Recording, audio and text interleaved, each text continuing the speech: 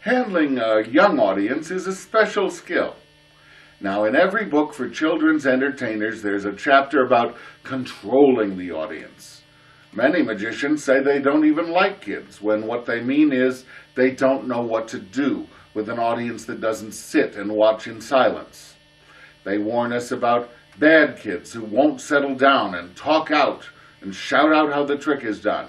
They usually mean keeping the communication line going exclusively from the performer to the audience. And the first thing to remember is they're not bad, they're just operating outside the contract you wish they'd abide by. It comes as a big surprise to some performers that there are actually people out there facing you who want to do more than just applaud after silently appreciating you. Have you heard from other magicians getting upset over the noise and saying, well, they just won't settle down, what do they want from me anyway? Well, they're telling you what they want. The really successful magician doesn't fight that, he uses it. So you need to find a way to get on the same page, to join with the kids into a contract you and they can live with. Technique number 1 is to realize that the noise coming from in front of you is valuable. Those kids are giving you gold. They're telling you they're involved in the experience. They're telling you they like what you're doing. Listen to them and respond. And when you hear someone gasp, "How did you do that?" pay attention to them. Who wants to know how I did that? Yeah? Magic. Give them some affirming comments. You were great. Let's have another yay. Oh my, give them another yay. I thought they would. Stretch it out. In there? The rabbit's in there? You mean if I open up this door, there's a rabbit in there?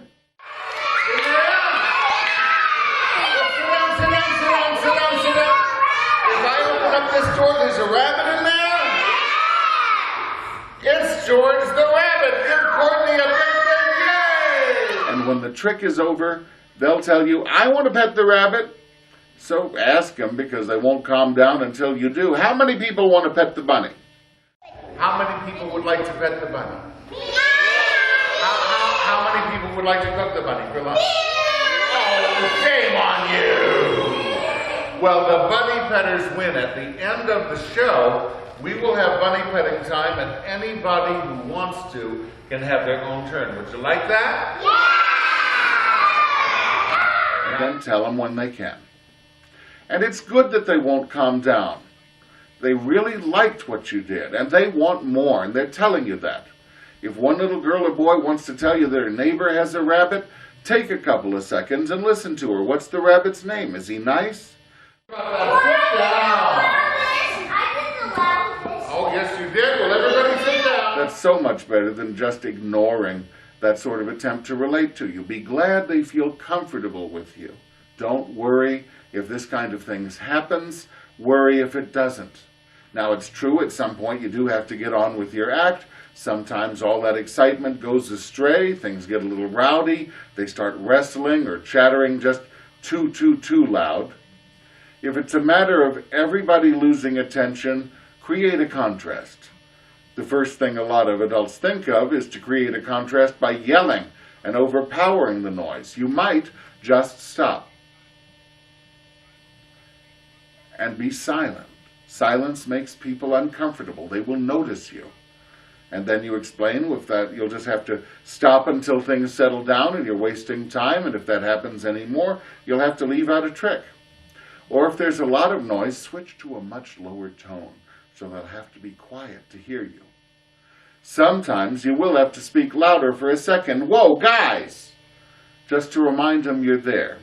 But what you need to do then immediately is change the direction of the energy. And the best kind of change is a physical one. Ask them, how many people want to this or that? Or what do you think we should do? Should we do some more magic? Move them closer, stand them up, sit them down. If you want to pet the bunny, stand up for me. Oh, I didn't say run up, I said stand up. Now, I'm not sure you really want to pet the bunny. If you really want to pet the bunny, jump up and down and say, I want to, I want to, I want to. Ooh, that's a lot of people. Well, if you if you really want to, sit down and scoot back so I can see everybody. Okay, I tell you what, you win. At the end of the show, we'll have bunny petting time, and every one of you will get a turn. But right now, I think we need to do some more magic, right? Oh, should we do some more magic? Yeah! All right, well, let's see. Here, wait a minute. And then when they do what you ask, thank them.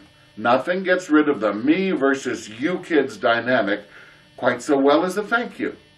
You'll often be faced with 2 or 3-year-olds who just get into their own head and start wandering back to see the exciting thing you've got. Just let them, because they're going to do it anyway, and talk to the rest of the crowd. And if it's just 1 or 2 individuals who are really acting wild, just overexcited and can't quite control their rambunctiousness, and you can't call them back to their better selves, you can often deflect that energy by giving one of them, not both, because it's the combination that bubbles over, give one of them the next volunteer slot that comes along. Even make something for him to do. Stand there and hold that prop, even though there's no need for a volunteer at the moment. I've seen some authorities reject that. They say, I will not reward bad behavior. You don't have to create model citizens. What you have to do is get through the show. And it's not bad behavior, it's natural, given their age and the excitement you're generating, so don't be surprised when they react naturally. And if it's one kid who's extremely vocal and never gets to the point of having said enough, well, you should understand that you're probably only working as a magician because at some point you were the class clown.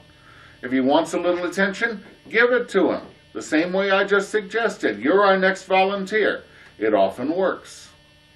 Now I'm going to give you the magic words that stop almost every problem. Ooh. If I'm seeing a lot of disruption, wrestling, pushing, I get everybody's attention, and it's the only time I may raise my voice. Once. Guys, we're not going to do that. I can't overemphasize how valuable this phrase is. It takes a lot of the sting out of the assumption, which many kids just find a challenge to react against, that I have the power and they have to obey. I've had this work on drunken uncles who keep digging in my supplies. I've had it work on kids I used to be terrified of. If little ones are going at your props, we're not going to do that. There are things in there that if you touch them, they might hurt you, and we wouldn't want that to happen. If they're really disruptive, acting out continuously, get a parent, not you, to separate the 2 or 3 who find it hard to sit near each other and not wrestle. Here, you sit over there, and you sit over there. Now, a couple of specific behaviors that infuriate magicians. What do you do when a kid says, I know how that works? A lot of parents will get there before you do. Hush now, Johnny, don't do that. And of course, that doesn't turn Johnny off, so try the positive approach. I know how that's done. So do I. What do you do when a kid blurts out in detail how the trick is done? It's behind the mirror. Don't throw a tizzy. All this business of the magic secret must never be revealed is a red herring, meaning, of course, it's mostly true, but it's also a distraction that leads away from the real point. Most of the time, any reasonably intelligent person can make a pretty good guess as to your closely guarded magic secret. Big deal. If you're being at all entertaining, nobody is going to stop enjoying the show.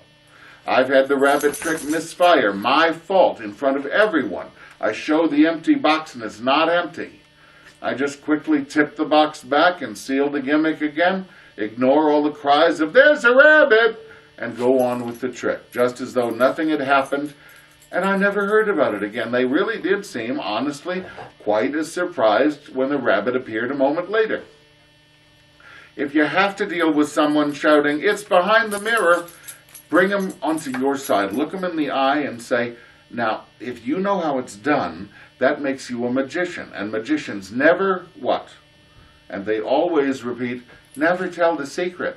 And you say, that's right, so you and me, right? New contract. You will often have to interact with children who are a little afraid of you.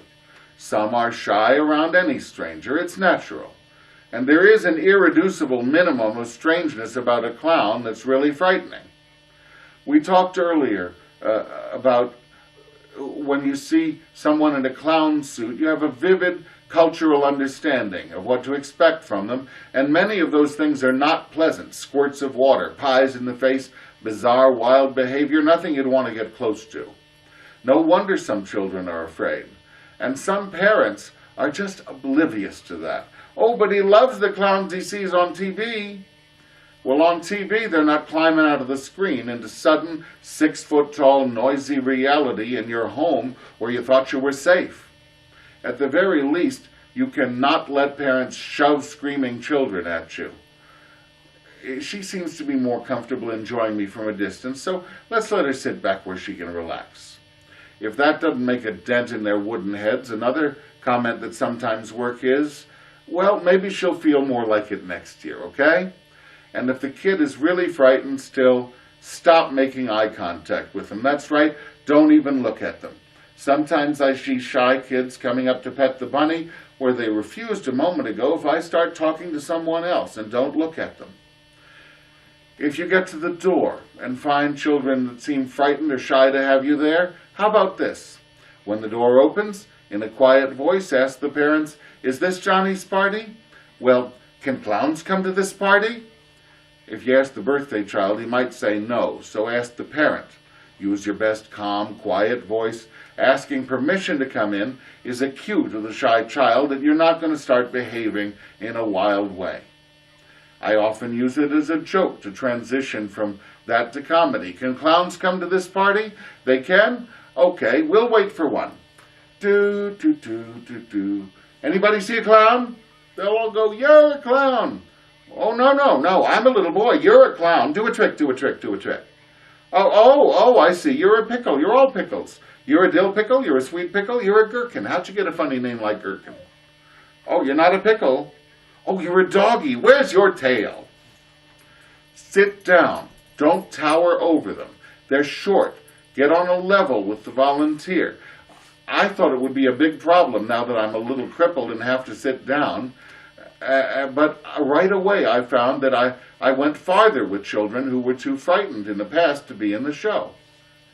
With some of these tricks, you can turn what you used to think of as a rowdy, out-of-control audience into a group of children who are acting appropriately for their age and who are on the same page with you.